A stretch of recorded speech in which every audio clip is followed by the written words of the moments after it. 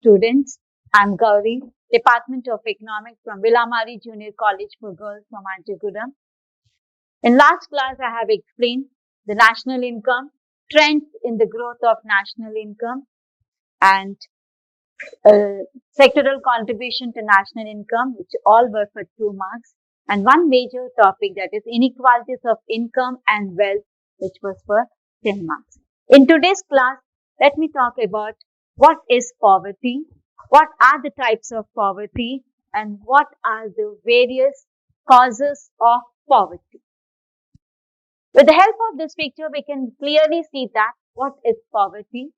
We consider that as a social phenomenon where sections of the society are not able to fulfill the basic needs of their life. That is basic food, clothing, and shelter. That is defined as poverty, which is for 2 marks. The next topic we have is what are the two types of poverty? The types of poverty, we have absolute poverty, and the next one is relative poverty. What is absolute poverty? We consider that to be a situation where the expenditures and the income, definitely when incomes are low, the expenditures are also low. They are so low that they live below the minimum subsistence level. You need to say it is that situation where income and expenditures are so meager, so less that they live below the minimum subsistence level. This has been analyzed by Indian Council of Medical Research. They have measured in terms of physical quantities, that is the food that we should consume it. The food that we consume should provide us 2,400 calories that per person per day in rural areas, and the food that we consume should provide 2,100 calories per person per day in urban areas. This is absolute poverty. The next one is relative poverty. This refers to inequalities of income, wealth, land distribution, household. And in all these areas, you find lot of difference between the income and the wealth of these people, the standard of living of the people. That is a glaring difference between the top 10% or 5 to 10% of the rich people with the bottom 5 to 10% of the population. In this regard, I want to give an example. India is occupying most prominent place in the international business magazine, the Forbes magazine. Indians are among the top 10 rich people, and also India is a country where maximum of the people are below the poverty line. Most of the people are below the poverty line. So the relative poverty shows the glaring difference between the inequalities of income and wealth. The next one we have is incidence of poverty. Now this has been analyzed. The Planning Commission has estimated the incidence of poverty based on the consumption that we are per person per month in both in rural areas as well as in urban areas. According to 1973-74 prices, in rural areas per month, if a person is able to spend per month rupees 49 rupees 63 paise, if they are able to spend, they are above. And in case if they are not able to spend this much amount per person, then they are below the poverty line. Whereas in urban areas, it is rupees 56.64%, 56.64, then it is above the poverty line. If they are not able to spend this much amount, then they are below the poverty line. Let us have a look at the Rangarajan panel. What is the recommendation? What is the opinion that this panel has given? They have made an analytical study based on 2011-12 prices, and they said according to this panel, the people who are able to spend rupees 972 in the rural areas, they are above the poverty line, if not below that. Likewise, in urban areas, it is rupees 1,407. then they are above the poverty line, and other way they are below the poverty line. According to the Rangarajan Committee, the consumption expenditure, here they are considering a family of 5 members per month and per day, both in rural areas as well as in urban areas. In rural areas, it is 4,860, that comes to 32 rupees per day. And in urban areas, that is 7,035 per month, which comes to 47 per day. That is according to the Rangarajan Committee. According to Tendulkar methodology, it is rupees 816, that is per day in rural 816 per month in rural areas and 27 per day in the rural areas.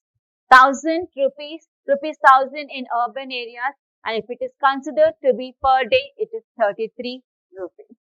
If the people are not able to spend this much amount for their nutritious food, for their health, for basic for themselves, then they are below the poverty line, what we consider them as absolute poverty. The next one is poverty gap. How do we define? This is again a 2 marks question, which is referred to as the distance from the poverty line to the consumption or expenditure of the poor in every state to the national poverty line. How it is calculated? It is calculated as poverty gap is equal to poverty line minus average consumption of the poor by the poverty line.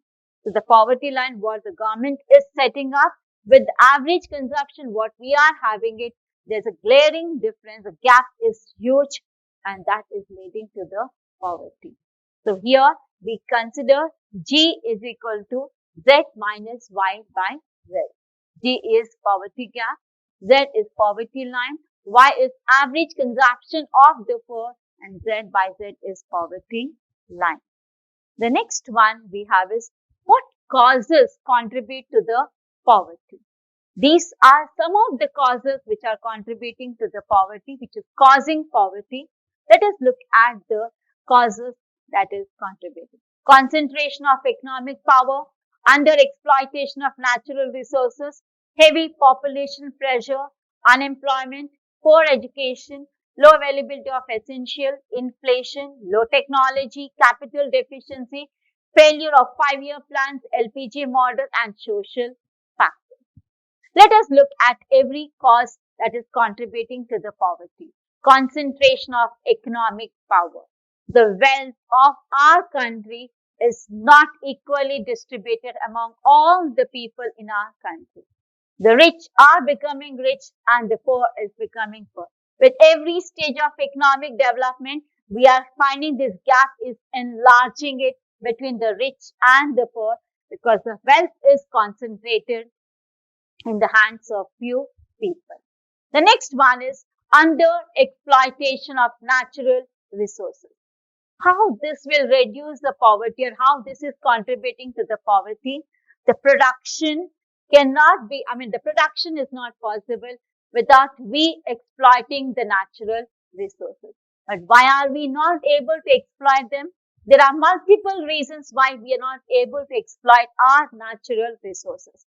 It could be because of the lack of technical knowledge, or we're not able to know the potentialities of the resources, nor because of absence of skills and efficiency. What reasons are contributing to poverty? Let us have a look at the causes that are leading to poverty. They are concentration of economic power, under exploitation of natural resources, heavy population pressure, unemployment, poor education, low availability of essential, inflation, low technology, capital deficiency, failure of 5-year plans, LPG model, and social factors. Let us understand each cause, how it is leading to poverty. The first and the foremost one, concentration of economic power. How this is leading to poverty? The wealth of our economy or the wealth in our country is not equally distributed among all the sections of the society. Some of them are the concentration of wealth is in the hands of few people. So with every stage of economic development, the rich are becoming rich and the poor are becoming poorer day after day. This is because the wealth, the houses, the land, all these are not equally distributed among the people in our society. The second one, under exploitation of natural resources. This is how this is contributing, causing poverty. The production is not possible without we exploit the natural resources. Natural resources provides us the raw materials which is converted into the final product. So unless and until we exploit, and what are things we require for our natural to exploit natural resources?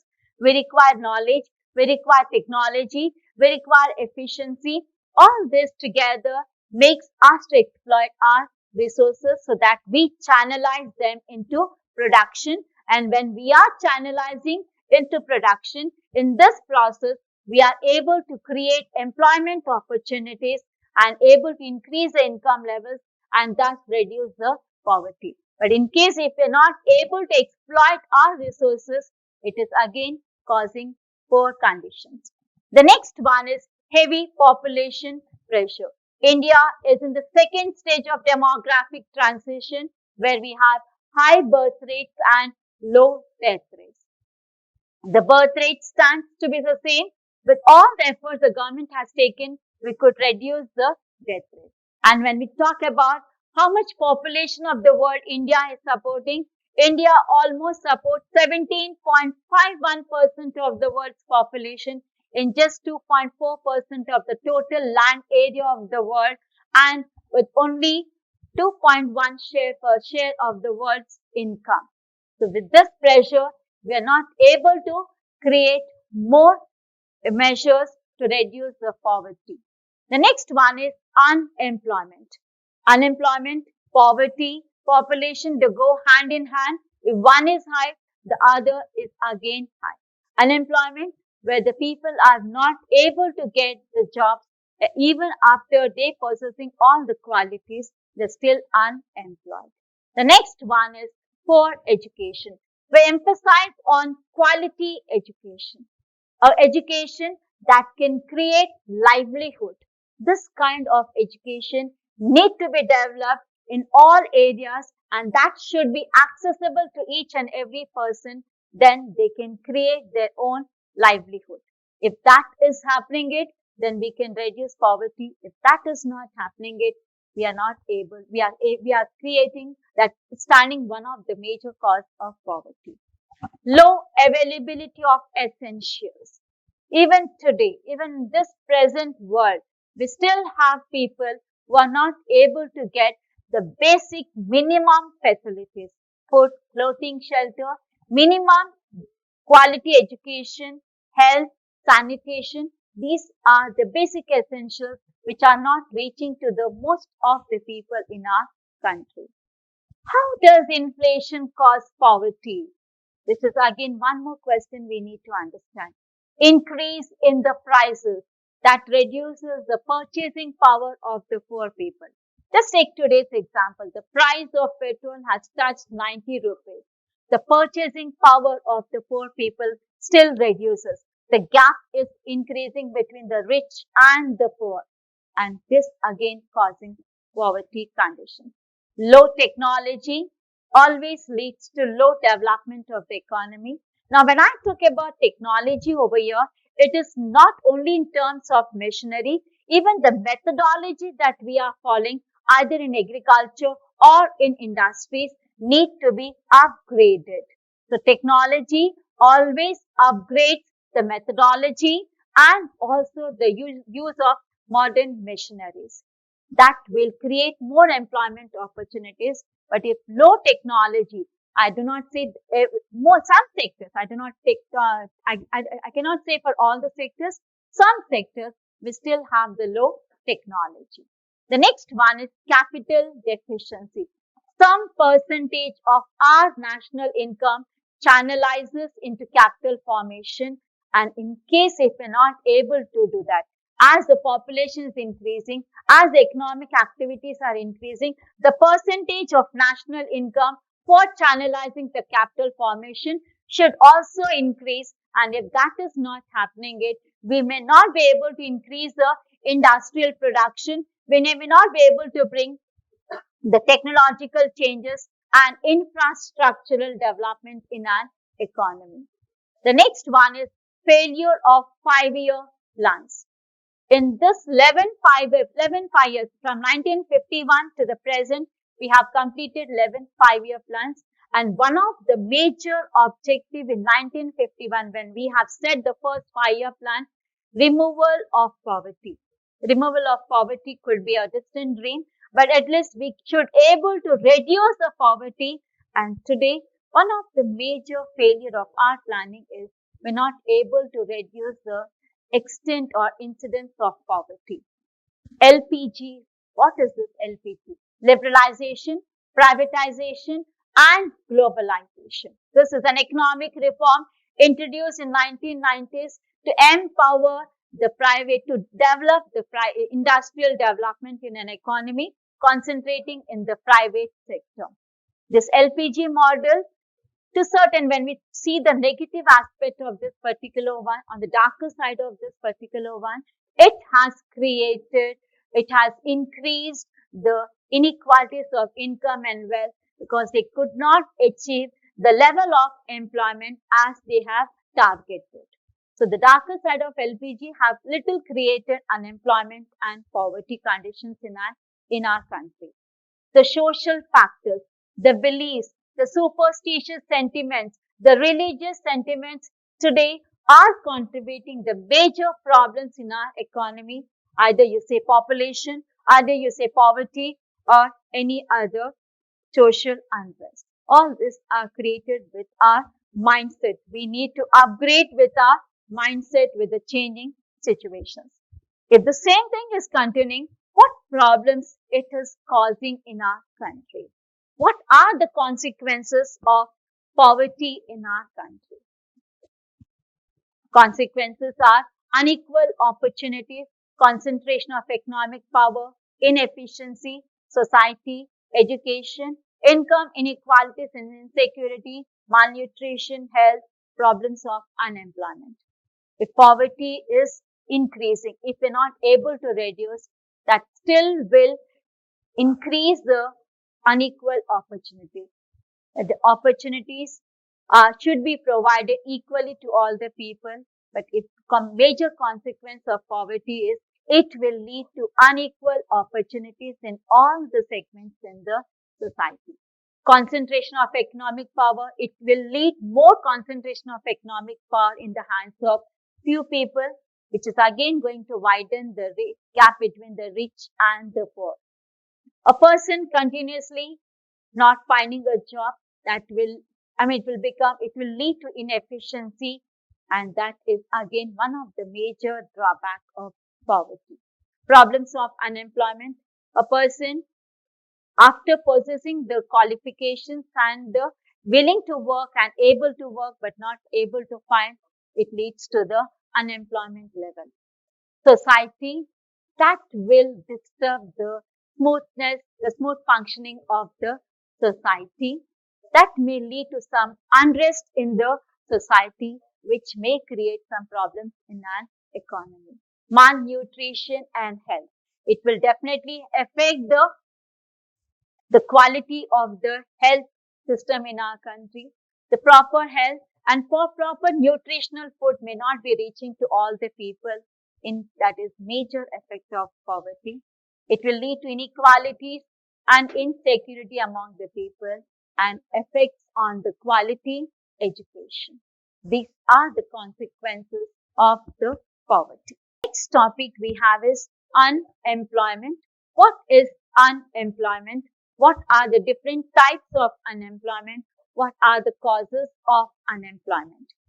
So when we see this particular one, we see that unemployment is defined as involuntary idleness. That is, a person possesses the qualifications and also willing to work. We define as a person who possesses able to work and willing to work but not able to find a job, that is defined as unemployment situation in the economy. There are different kinds of poverty. To name few: structural, frictional, cyclical, voluntary, seasonal, technological, disguised, and chronic unemployment. Let us see one after the other. What is structural unemployment? What is disguised unemployment? What is frictional, cyclical, seasonal? And let me talk about disguised unemployment. This generally you find in an agriculture sector where more people are working than required. Extra people, surplus people, or more people are working than required because they are not able to find any alternative employment opportunities. So more people are working than required. That is disguised unemployment. And the most important drawback is the marginal productivity in disguised unemployment is zero. That means that generally when the common tendency is if you employ more number of people, that increases the production. But here, the marginal productivity remains zero. That is, additional labor contribution from the additional labor is zero. There is no extra contribution from the extra labor. The next one is seasonal unemployment. This is again basically in the agriculture sector. Agriculture activities takes place. It is based on the monsoons or the rainfall, and during the off season, the agriculture activities, it is slightly difficult to take on, and that may lead to seasonal unemployment.